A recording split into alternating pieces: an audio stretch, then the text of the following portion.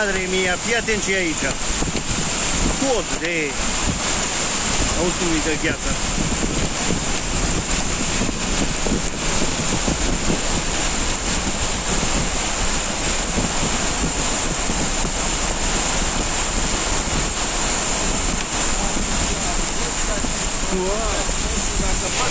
La 1 metru în față.